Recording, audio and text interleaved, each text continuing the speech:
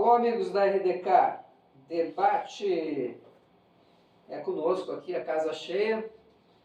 2 colorados, Pantera e Dani, um caxiense da Ser Caxias, né? Leonel, o senhor é o Leandro.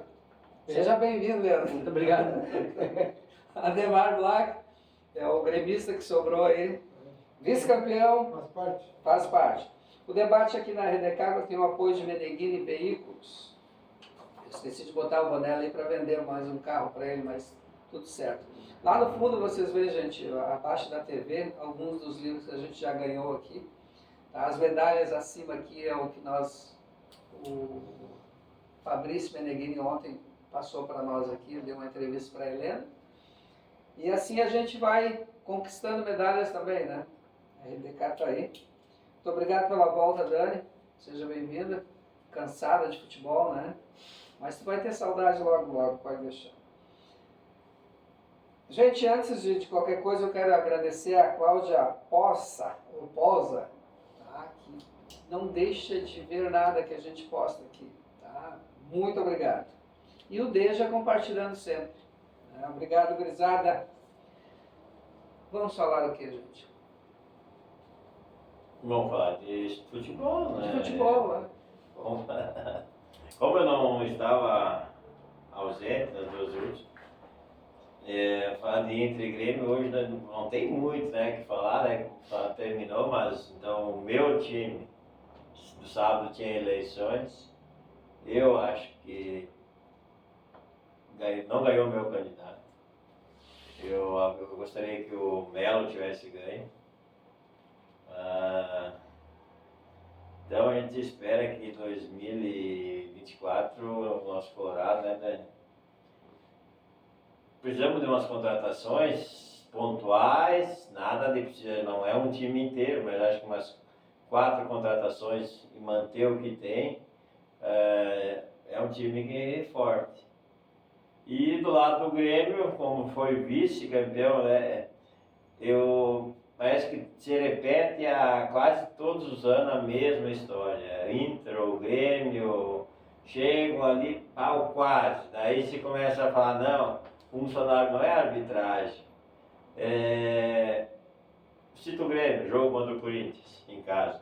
Todo jogo com um jogador a menos deixou de ganhar. Se ganha, poderia ter sido campeão. E assim tem vários. O Inter é a mesma coisa. Perdem jogos fáceis durante o campeonato em casa.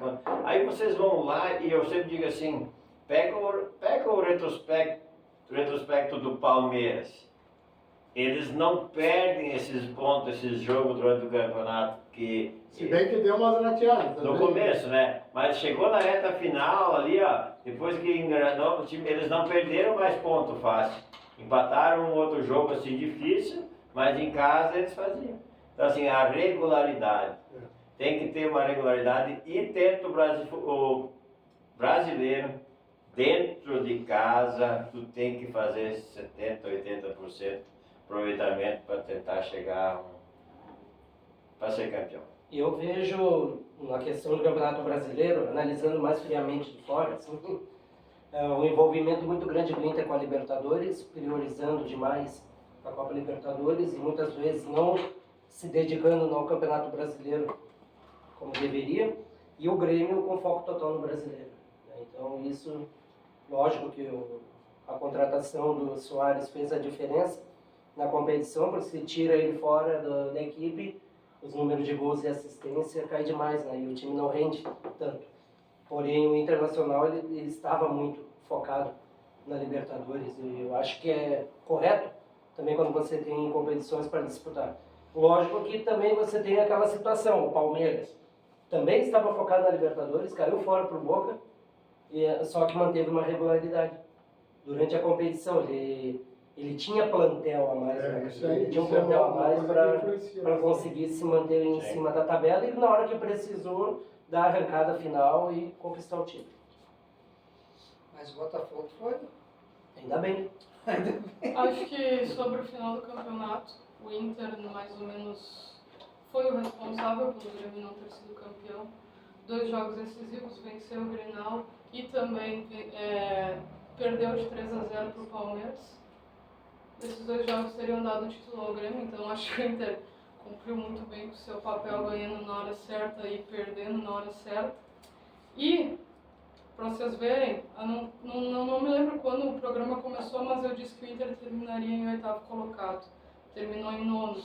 Então alguma coisinha, vamos dizer que eu entendo, né? Não só do meu time, mas também de futebol. Muitos falavam que o Inter ia cair, mas eu tinha a convicção absoluta da capacidade do time e até onde ele poderia ir, tanto que eu errei a classificação ali por uma colocação, mas ficamos dentro da fase da Sul-Americana e acho que é o melhor para o Inter. Preferia a Sul-Americana, como eu disse outras vezes, do que a pré-Libertadores, em razão do calendário iniciar antes na pré-Libertadores e tudo mais. E pela Sul-Americana ser também um campeonato internacional, mas mais fácil de vencer do que a Libertadores. Apesar de que eu acredite que o foco do Inter no ano que vem vai ser mesmo o Campeonato Brasileiro. E não deixo de concordar, porque é um título que, apesar de eu achar que em 2005 e 2020 foi roubado, que deveria ser do Inter, faz aí então mais de 40 anos que o Inter não vence. E sobre as eleições do Inter, venceu o candidato para quem eu fiz campanha. Eu apostava na continuidade de um trabalho, porque no que diz respeito à gestão foi um trabalho muito bem conduzido. Depois de arrumar a situação financeira, começou a se construir um time bacana. Eu apostava nisso. Eu também hoje conheço pessoas que estão então no conselho de gestão, porque na verdade o Inter tem o mesmo sistema que o Lajadense tem, em que, ok, existe um presidente, mas na verdade se trata de um conselho de gestão em que mais pessoas pesam, né? Eu conheço pessoalmente algumas pessoas que estão lá, o Miguel Dagnino é um deles, que é um dos vice-presidentes, outros eu acabei conhecendo depois. Eu estava concorrendo ao Conselho Deliberativo até pela chapa do Barcelos, mas eu estava numa posição um pouco que não passou, né? Que passou só 36, se eu não me engano, da chapa dele. E acredito muito na proposta de trabalho deles, acabou vencendo. Acho que a maioria dos colorados que votaram pensaram da mesma forma que eu. E por que não o Melo, na minha opinião? Ele prometia coisas descabidas, né? E no final das eleições eles saíram até mandando o Barcelos tomar lá naquele lugar, que eu não vou falar aqui, mas enfim, só mostra o quanto o Melo não estava pela classificação, como ele dizia. Então acho que o Inter segue aí em boas mãos. O Barcelos errou, sim, muito, pecou em algumas coisas, mas todos somos seres humanos e dentro de um processo faz parte errar algumas vezes e acertar outras, né? Então acho que ano que vem o Inter vem forte. Como o Pantera comentou, algumas contratações pontuais aí. Acredito que o Maurício, que a princípio iria sair, fica. O Johnny, infelizmente, nos deixou. Mas acho que algumas contratações pontuais, o Inter tem tudo aí para ter um excelente 2024. Pegando um link, só do que a Dani falou, a gestão do Caxias, puxando lá onde eu convivi mais, é um case a ser estudado, porque administrativamente ela tirou o clube de dívidas enormes para quase zero, quase zerou, e no futebol não tinha resultado. Então a torcida cobrava muito isso. Não sobe de divisão, não sobe. Está sempre na 4ª divisão. Por que não sobe? Porque estava pagando contas anteriores. E aí agora ela zerou o clube conseguiu o acesso e agora começa a vir. Sem dinheiro, Isso. Né? E agora você consegue vir mais. O que acontece muitas vezes, acontecia lá no Caxias? Os jogadores que estavam no clube, quando você entrava em contato com outro, eles ligavam para esses jogadores e pediam, como é que é aí? Os caras falavam assim, olha, tu quer ganhar um pouco menos, mas em dia tu vem para cá. Então isso daí estava chamando muito. Então começa por uma reestruturação da parte financeira acaba sendo muito custosa para os clubes, porque é muito difícil tu conseguir contratar um cara como o Ener Valencia, que o Barcelos demorou aí 3 anos, então praticamente para conseguir contratar, quando tu tem que pagar contas de anos anteriores, né? Então achei muito bacana essa reestruturação. Foram 3 anos de superávites que ele teve, em contrapartida dos últimos anos, que era, sei lá, milhões e milhões de déficit. Então acredito muito nesse trabalho, né? É lógico, sempre tem dois lados. A maioria dos torcedores é muito imediatista, é muito de resultado, mas eu, como tenho essa formação na área de gestão e tudo mais, não só no futebol, né, mas geral, entendo que é necessária essa reestruturação. E o bacana também da chapa do Barcelos, que foi eleito, é que não só ele, como o Victor, o Grunberg e o próprio Miguel, são pessoas que vieram da arquibancada. São torcedores como eu, como o Pantera, como qualquer outro, né? Eles não são amigos de alguém que já estava lá, eles não... Foi por conquista, né? Não foi por indicação, não foi por ter amigos, né? Enfim, então por isso que eu acredito muito na chapa dele, votei nele, não consegui fazer tanta campanha porque eu estou realmente focada agora no Lajadense mesmo, né? E querendo ou não, parece que não, mas dá um trabalho muito grande. Eu estou lutando aí para reorganizar, tem os meus estudos, né? Tem a CBM, tem o Lajadense agora. E... Mas depois a gente até pode falar no Lajadense, se tu me permite. Inter, Grêmio. Inter e Grêmio, primeiro que faz quantos anos que não ganha? No mínimo 7 anos que não ganha nada. Não, mais de 7. Eu acho que a dupla não ganha nada a nível de Brasil. Título nacional? É. Faz mais. Muito tempo. Mas tu falar em Lajadense, e não dá para comparar a gestão de Lajadense com a dupla.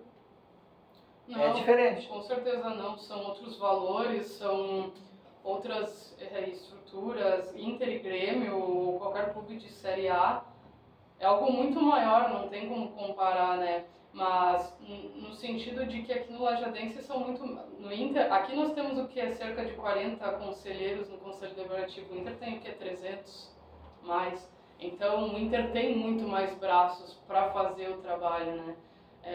São questões que demanda de braço, demanda de gente e às vezes é complicado quando... Né? Não é nem às vezes questão só da verba, mas de ter gente para fazer, gente para apoiar, né? Então, lógico, não tem como comparar uma coisa com a outra, são totalmente outras dimensões, mas dá trabalho igual. Mas só para encerrar de Campeonato Brasileiro, então, o primeiro bloco provavelmente do Grenal brasileiro, mas temos que aqui também dizer, né, que o Palmeiras, o Abel Ferreira é fenômeno. Ele é diferenciado. Ele... os caras, esse dia eu não concordei com o cara. Tem gasto. Mas o Palmeiras é longe de ser o time que tem a folha mais alta no Brasil. Ele todos os anos, do 3, 4 da base, termina o brasileiro. Flamengo, acho que Flamengo, Atlético Mineiro gasta mais. O próprio Grêmio, se a folha de salário do Grêmio é alta, do Inter também é alta. Não vou dizer que a do Palmeiras é menos que do Inter, acho que não. Mas mesmo assim, o Palmeiras, a base deles, todo ano eles revelam jogadores. Não só o Abel, mas a presidente Leila do Palmeiras também, né? Muitas pessoas falam mal dela, mas dois são excelentes gestores, um de pessoas e o outro de finanças, né? Então, quando tu tem pessoas muito competentes, né, liderando, o resultado sempre vai ser esse. O Palmeiras faz aí, e antes da Leila, né, que eu não me recordo agora, o presidente anterior, também já vinha fazendo esse processo de reestruturação, né? O Palmeiras já vinha bem antes.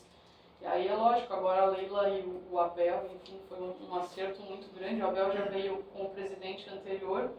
E é isso, eles estão sempre brigando lá pelo topo. E a receita deles, né? Eles têm uma receita garantida. Apareceu um jogador para comprar, eles bancam. O anterior também.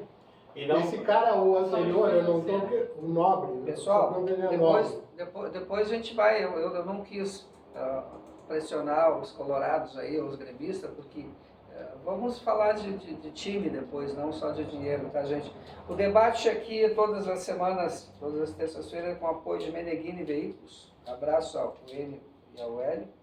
Está com o Ademar, a Dani, o Pantera e o Luciano. Já voltamos.